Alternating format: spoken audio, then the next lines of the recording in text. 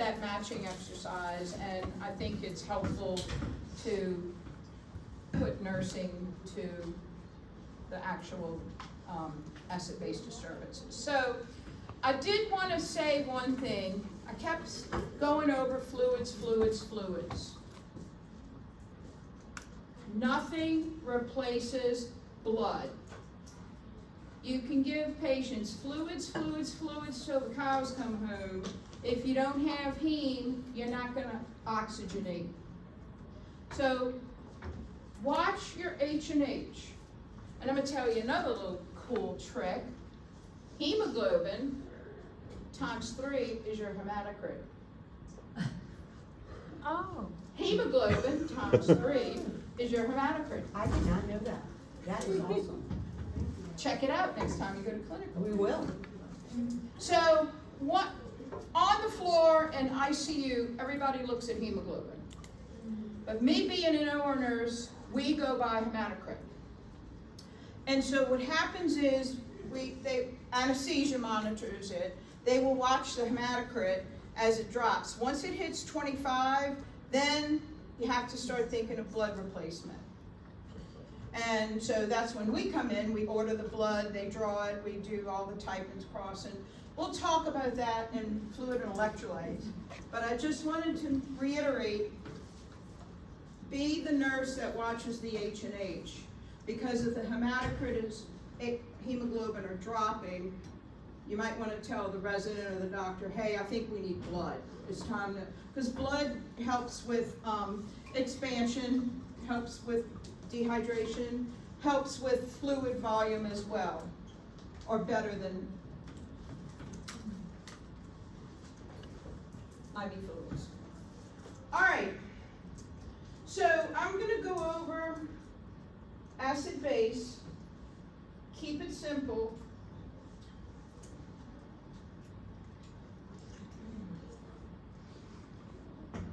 In your book, there's a big, long explanation about carbonic acid, about oxygen, about all of those. Don't get too far down that rabbit hole with that. That's your physiology. You don't need to know the physiology. You need to know what is a nurse going to do.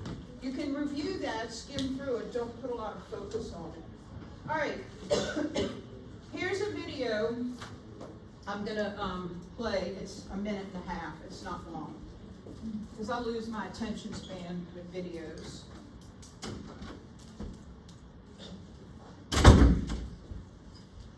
This is the modified Allen test. And I think Dr. Udo goes over this in infection, and please work. Press browse YouTube. What's that? Press the browse YouTube button. The blue button. The blue button, I don't know why it No. didn't do that. Browse Yeah. YouTube? Yeah. Click that. Okay. I hope the volume works.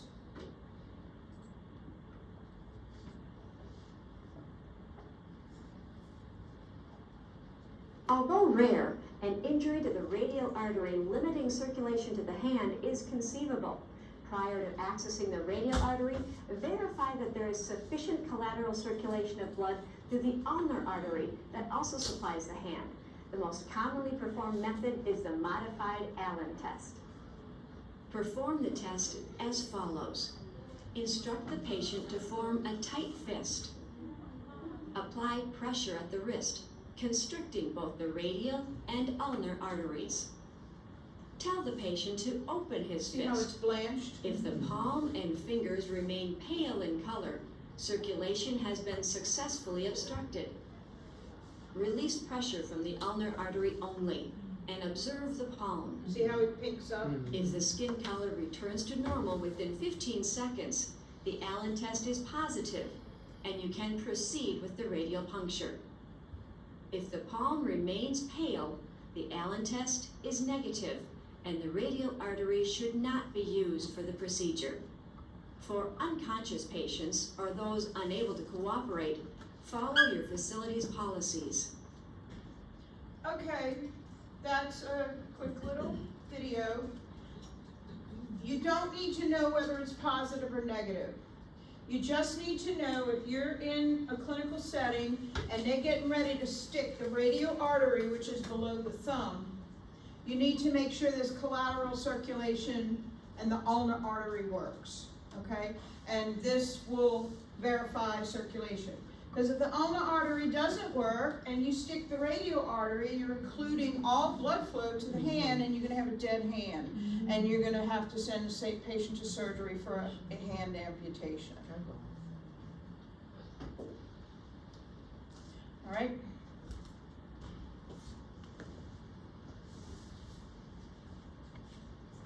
Okay. All right, memorize these. You should have this on your thing. Because you need to know the ranges for a normal pH, normal bicarb, normal O2, and normal CO2 to interpret and test on test questions or wherever, all right? pH 7.35 to 7.45, slightly alkalinic. Remember, 7.0 is neutral.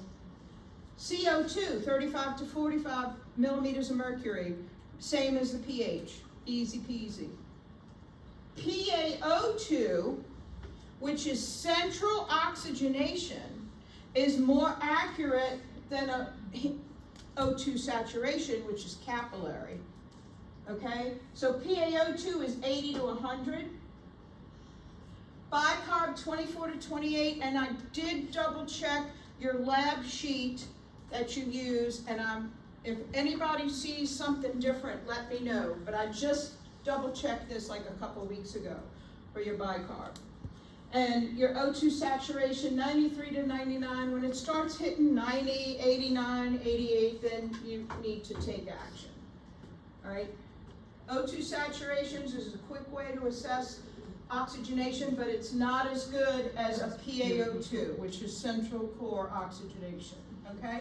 And you need the PaO2, not an O2 sat, to calculate your PF ratio. Right? Remember did y'all have that on your test? Several times, Dr. D. I think I had 3 or 4 questions regarding PF ratio. Okay, good. So, I'm not going to belabor that. So, memorize these. All right, let me backtrack. Your fluctuations in your pH, the body is always striving to attain normal pH, 7.35, 7.45. Any fluctuations, alkalotic, acidotic, will affect your excitable membranes, excitable cells. What can you think of are excitable cells? Sodium. No, I'm talking about within the human body. Sodium is part of that ion exchange, correct? But what are your excitable cells in the human body? Cardiac cells, nerves, what else? Muscles, GI tract. When you have patients coming in with GI tract issues, that could lead to pH problems. Lots of nerve endings and gastroparesis. Okay?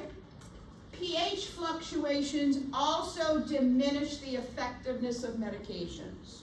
All right? That's kind of nice to know. All right. When you have metabolic issues, that's changes in your bicarb concentration. Acidosis, you have abnormal bicarbonate losses or excess acids.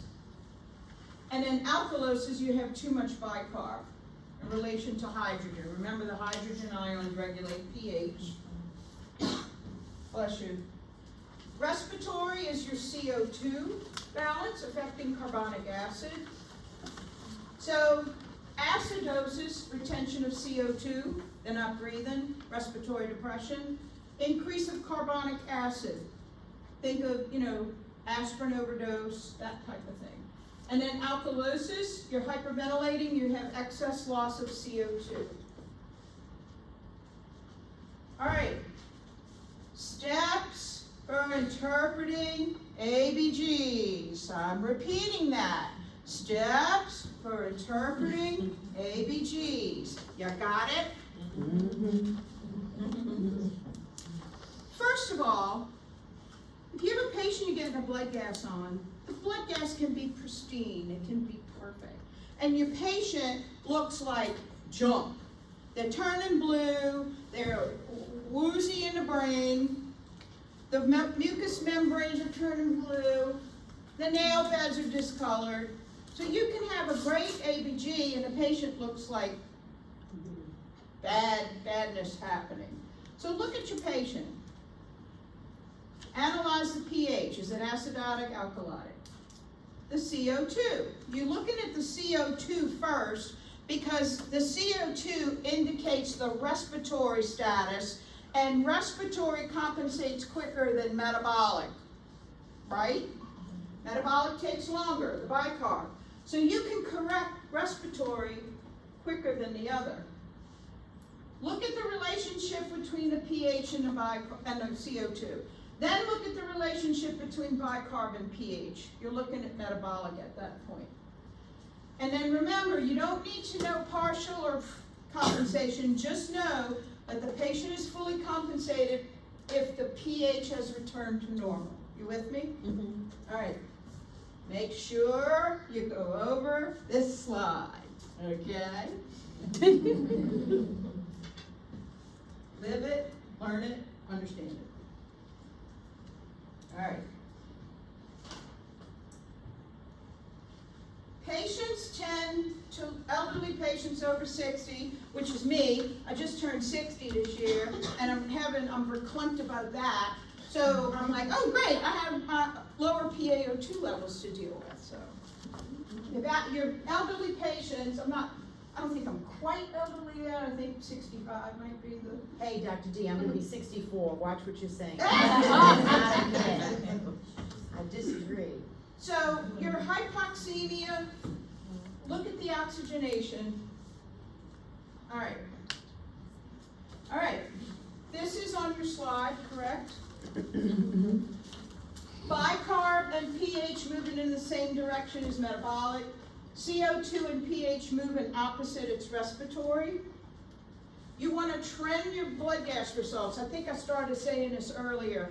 Remember, ICU critical care is tiny improvements, tiny changes, trending. Med-surg, it's just a free-for-all. Okay, you better go home, bye. You know, your white count's down, you breathe and see ya. Don't come back. No, but we do have a lot of frequent flyers, you know, when you have congestive heart failure is the #1 recidivism, that's a bad word to use, #1 in returning. It's the most expensive disease to care for. I think it even bypasses cancer patients, I think, because so many more patients have heart failure. So take care of your tickers. So trending your results, look at the graphs. Epic, everybody uses Epic pretty much. The graphs in your lab work, your blood gases, shows an upward or a downward trend.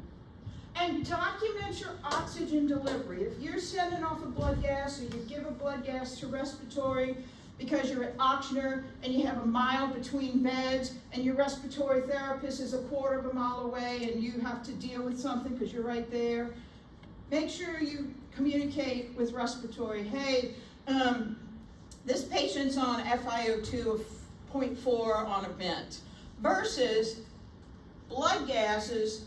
When you look at a blood gas, the assumption is it's on room air. So document the O2 delivery if it's different than room air. Make sense? Okay. Do you have this on your handout? If not, take a picture. This might help you when you're interpreting. If you're a visual learner, not everybody is, but.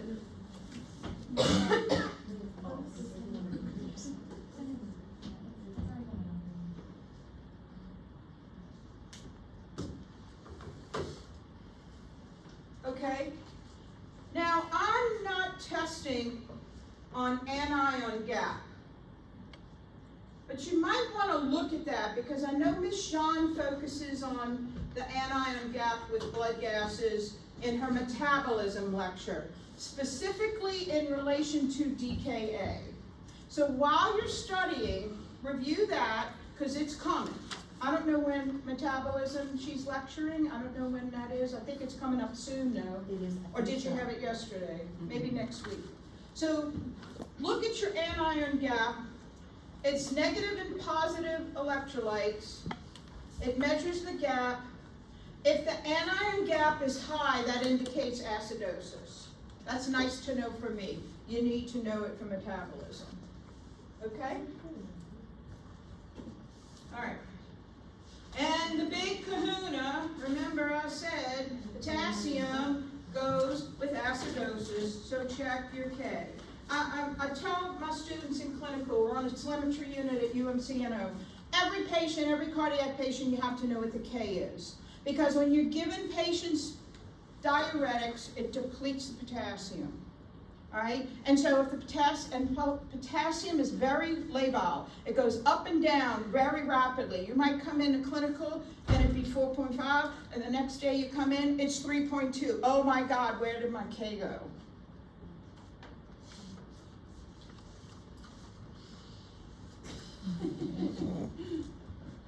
Neuro, check your sodium. Infection, check your white count. These are things that you need to get in the habit of looking at.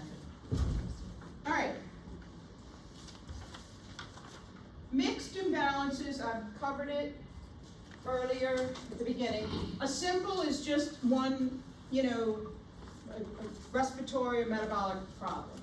A mixed acid-base disorder has a chronic acid-base disturbance with a acute exacerbation of something else. So they have two different disturbances going on. The main thing I want you to remember is to treat them both.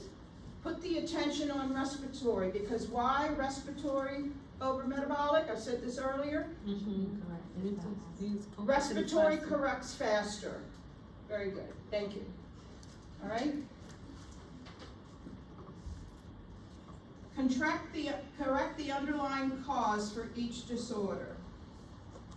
Okay, I think this is a printout that this is in your handout, right? Chronic acidosis, COPD, with a superimposed metabolic acidosis, a patient with diarrhea. Okay? Treat them both. What would the nurse do? Go back to your matching and review that.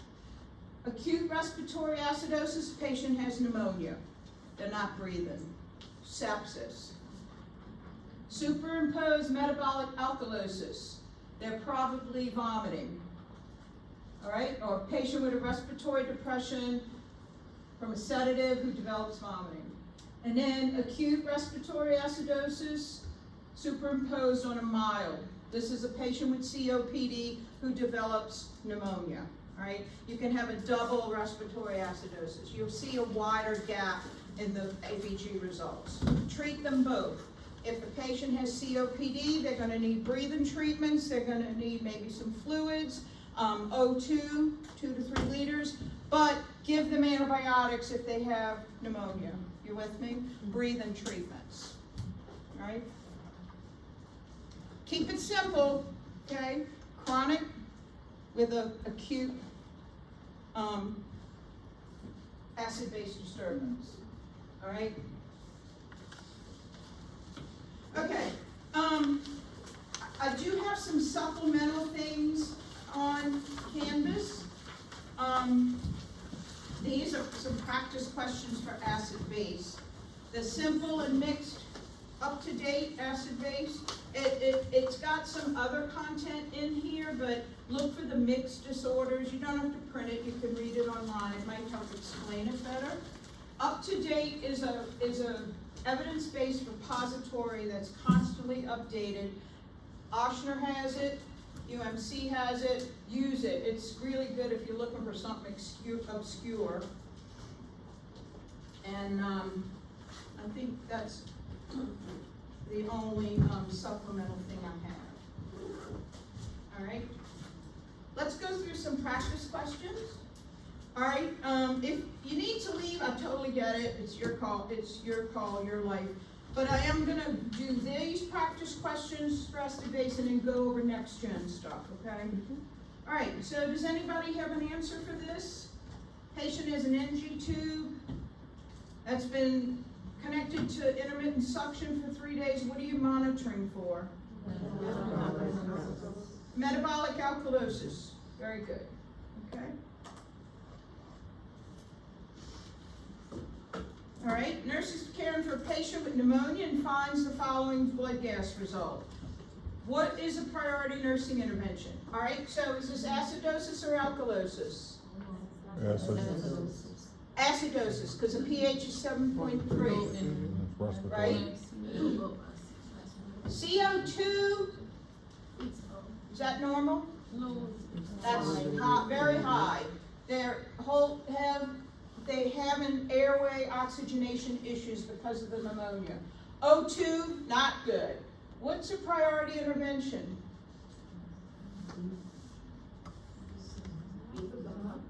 Sit them up. You don't want to lay them down sideline because you're going to compromise chest expansion. You don't want to have them breathe in a paper bag. Their CO2 is already elevated. Sedative, you're going to depress the respirations even more. This is a pretty easy one, okay? But this is an example of the type of questions you'll see. Interpret, what's the nurse going to do? You with me? All right. This patient,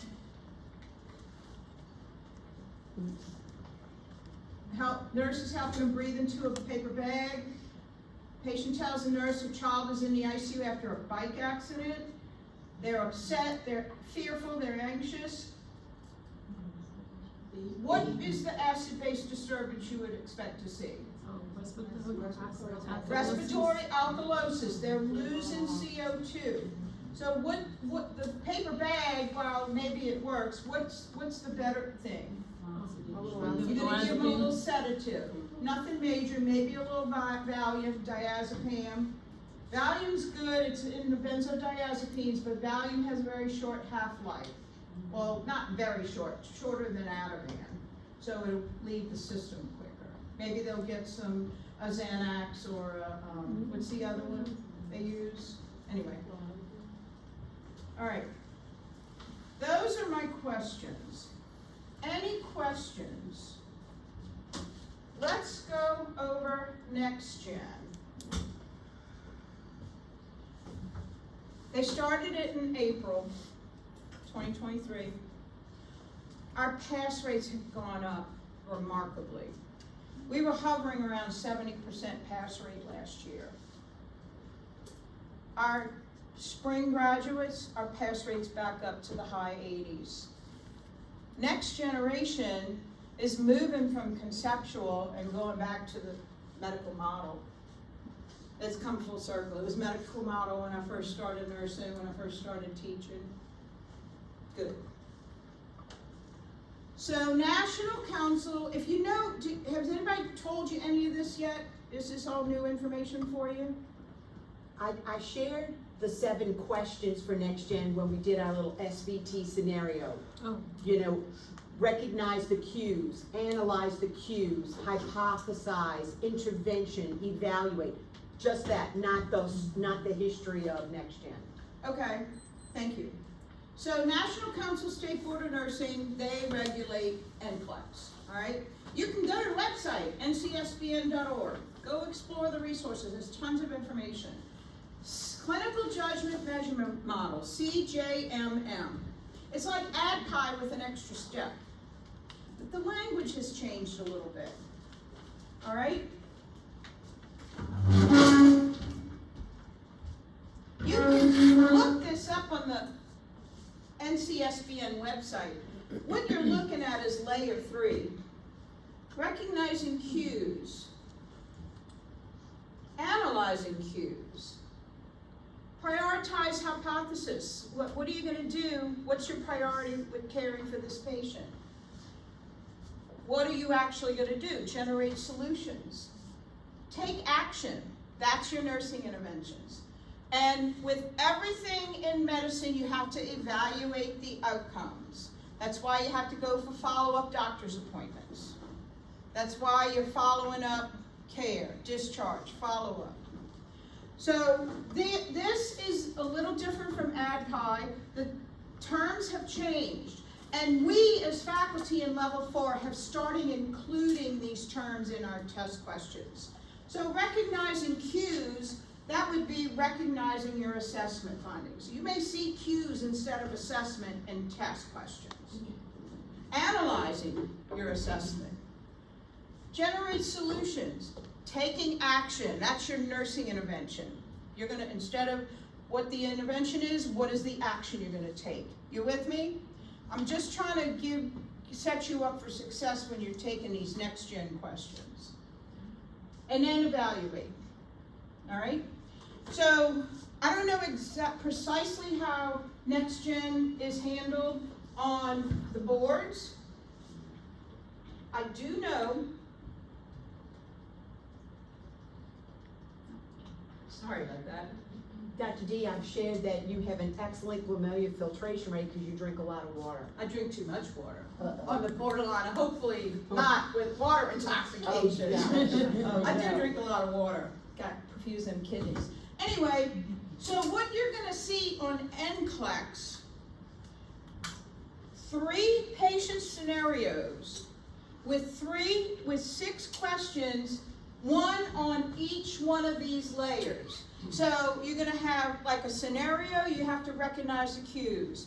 Then the next question is analyzing the cues. Then the next question is prioritizing the hypothesis. Making solutions, take action, evaluate, okay?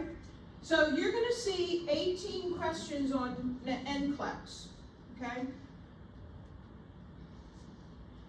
But there's different types of questions. You all have been tested on in level 3, right? Different kinds of questions, right? All right, so here, the ExamSoft really beefed up our ability to ask next-gen questions.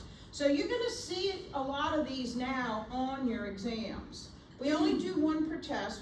We should be doing more, but 1's enough.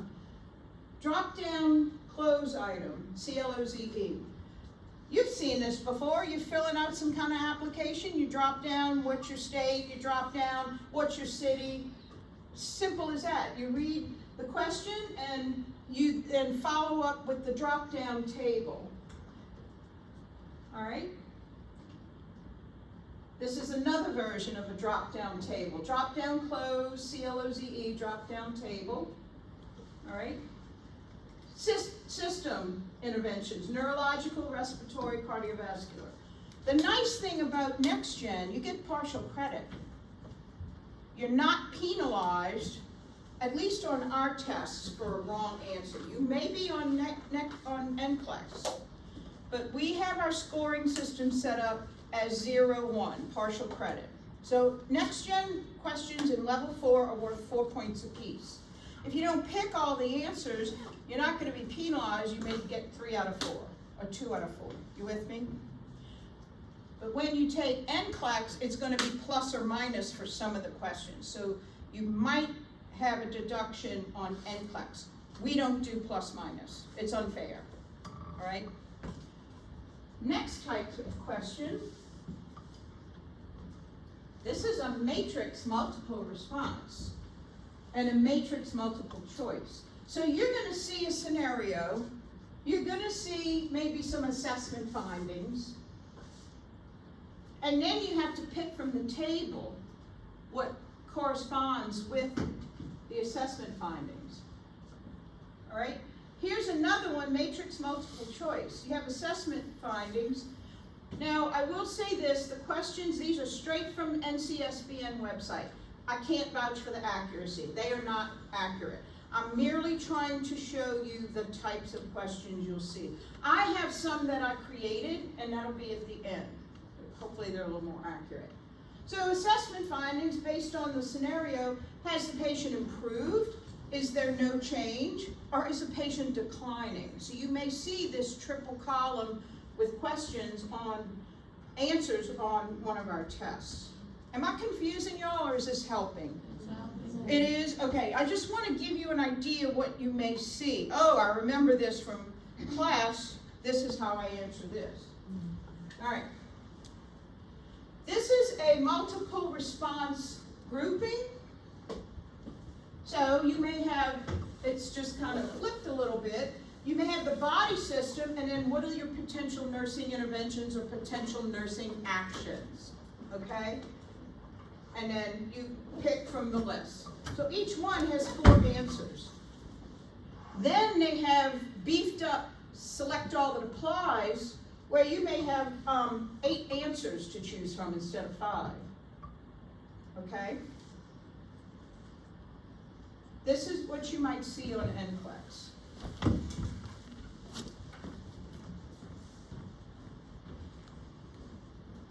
All right? An easier one, multiple response, which is a select all that apply, but then it gives you a hint. You're going to select 4 answers. So then you know you have 4 choices, but it's choosing the correct ones. Like select N and then put in there the actual number of questions. This is a little bit more helpful because it tells you they expect 4 answers. And then rationale scoring, the patient is at highest risk for developing what, evidenced by what. So this is kind of a drop down. You'll have some answers given to you. So just read them carefully. So this is rationale scoring, kind of like you do rationales for care plans, right?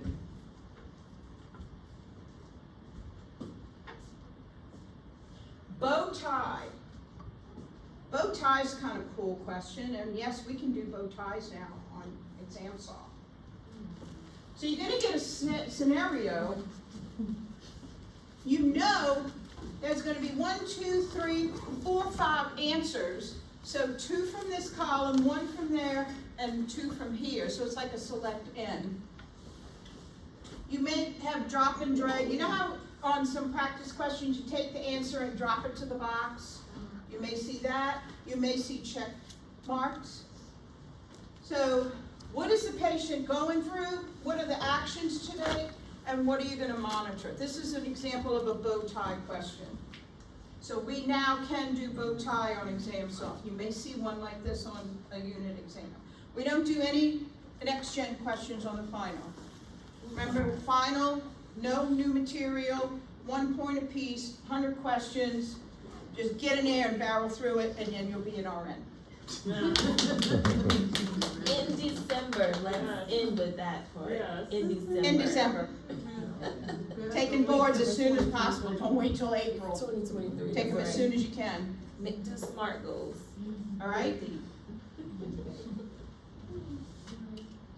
This may sound weird, but I think next gen questions are easier.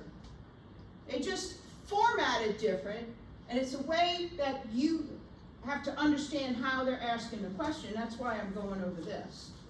Because, excuse me, in the questions you're being given the answer. You just have to choose the right one. All right. So these are mine. I came up with some about a year ago. They're not the best. I haven't gone in and changed them, updated them. But this will kind of give you an example. These are based on acid base. And then I'm going to have some more practice questions for elimination. All right. So, this is my favorite. The comatose patient was hit by a car while riding their bike down St. Charles Avenue because New Orleanians have no respect for bicyclists. You know, y'all see the ghost bikes all over the place. Sorry. Which of these assessment cues, not assessment findings, would the nurse determine as priority, continue monitoring, or no action necessary at the present? All right, Glasgow Coma Scale, 13. Maybe continue monitoring. I don't remember how I answered it, but I'll give you the answers in a minute. Left femur bone broken and protruding through the skin. 6 hours is your window for open fractures. Get that patient to the OR. Infection, osteomyelitis, death. That's a priority. I know, because I'm an OR nurse. Shallow breathing, respiratory acidosis. Yes, priority. Yellow urine. No action at this time. H&H, 927. Continuous monitoring. Maybe continue, they're not at that 25 hematocrit yet. I would definitely send a type and cross. Not a type and screen, a type and cross match. Type and screen just puts it on file. Type and cross match actually matches units and they're ready to send up when you're ready for it. Temperature 98.8. Continue to monitor. BP 100/62. Heart rate 88. I would maybe continue to monitor that because this could decline if the patient is hemorrhaging, God bless you, if they nick the femoral artery. What's the map on this? 74.6.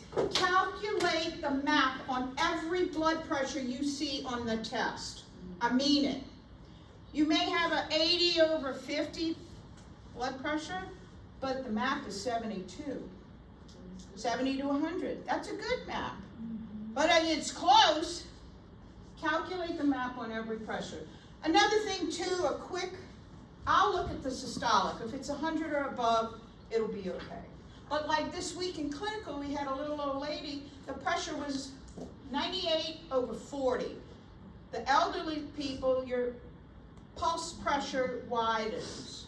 So watch your little old ladies and your little old men. That's an elderly phenomenon. All right, so the answers are, okay, was that close? When y'all were we close? GCS 13, continue to monitor. Femur and breathing, priority. Yellow urine temperature, I would maybe monitor this. I mean, it's kind of, but then you'd get partial credit. Blood pressure, continue to monitor. H&H. You see how this is set up? All right. Okay, this is a practice question based on this scenario. This is a drop-down close. The nurse analyzes the patient assessment, or patient cues, I should update that, and understand which of these findings are significant. Patients at higher risk of developing, evidenced by the patients. You could argue also ARDS, respiratory distress. I forgot what I put. So I put infection and open fracture. If you get behind that airway issue, you should be okay. Because once it goes over the edge, it's kind of like pain control. You know, if you have a patient in pain and you've given them a round-the-clock cocktail or whatever works for them, and you keep it at bay before it breaks through, it's harder to beat back the breakthrough. So same thing with respiratory. Y'all could argue that ARDS and respiratory distress, but I think right now the priority is that open fracture infection.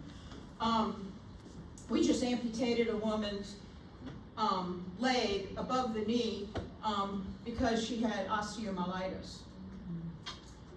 And she was having all kind of psychosocial distress. It was terrible, you know. Anyway, osteomyelitis is horrible.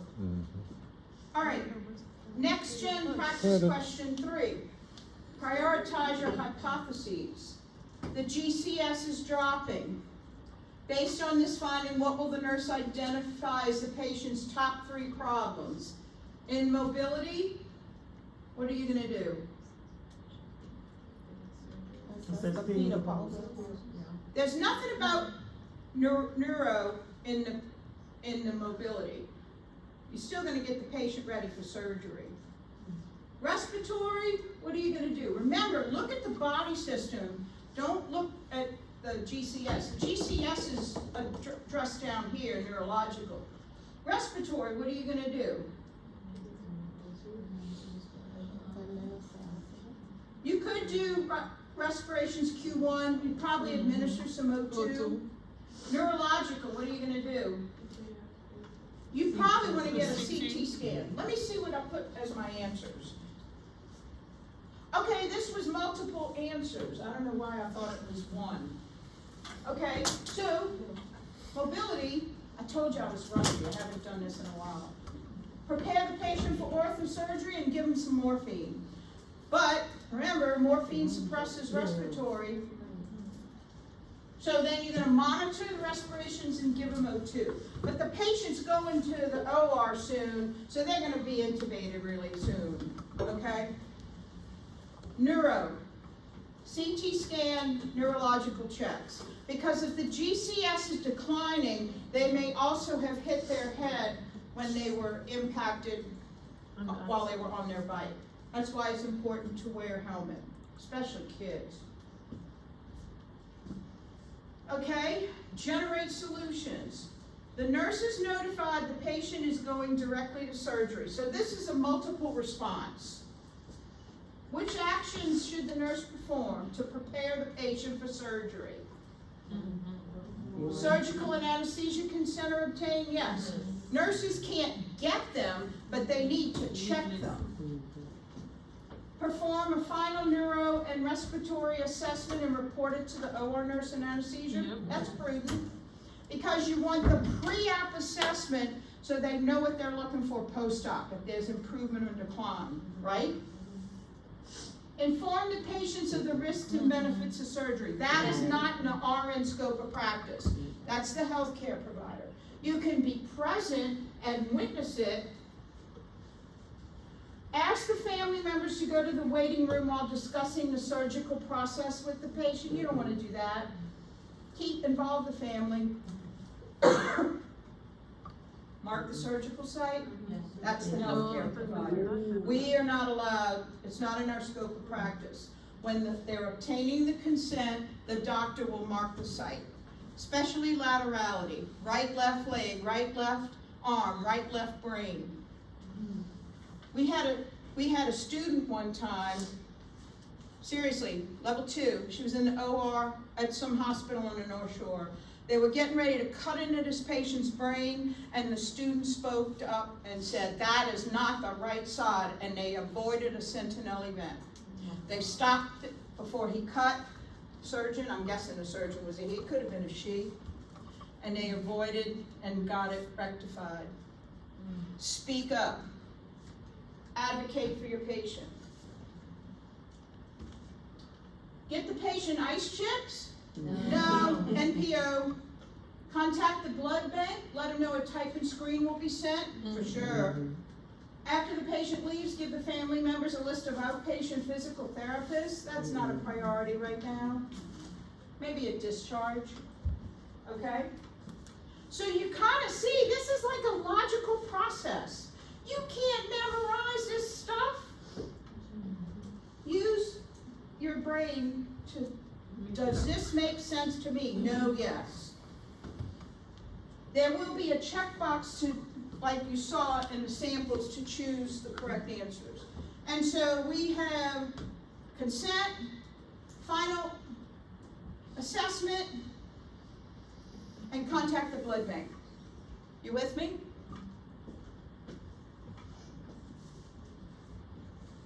Almost done. Bow tie. You have 5 answers. 1, 2, 3, 4, 5. Isn't the bow tie cute? I mean, those are boxes. And I like purple. Patients transferred to ICU post-surgery. Patients intubated and post-procedure, and neurofunction is stable. So what is the potential conditions? I'll go with that. What are your actions to take? Blood gas? Vital signs? What are you going to monitor? Vent settings? Let's see if that's what I have. That just makes good sense. I don't remember. Ta-da! Because remember, the patient had a compromised airway upon arrival, and this is you staying ahead of respiratory complications beyond all the ortho mess and potential neurological mess. Okay? And the last thing, evaluate outcomes. This is a select N. So this question is telling you to select 5 answers. See? Select 5 items. that indicate the patient is responding to treatment. Infection absent, oh yeah, we don't want infection in that femur. Acid-base status within normal range, sure. GCS is 10, no. Forget about that. Diminished pedal pulses, we don't want that either. Develops urine retention post-catheter removal, H&H, maybe. It's no. You wanna walk, I'm sorry? I said it's the same, it hasn't worsened. Right, but you still wanna maybe keep an eye on it, cause in case the patient starts bleeding. BP 110, systolic, heart rate 89, O2 sat. Operative leg has swelling and hematoma below the incision. Creatinine, Yes, that's that's good, 0.8 to 1.2. The operative leg has swelling and hematoma below the incision. That can lead to necrotizing fasciitis, which the patient will need a fasciotomy for. Because you can have so much swelling in an extremity that it cuts off the arterial blood flow to the distal limb, okay? So what are my answers? Were we right? Patient is responding. Absent infection, acid base okay, vitals okay, O2 sat, creatinine. 5 answers, it told you to pick 5.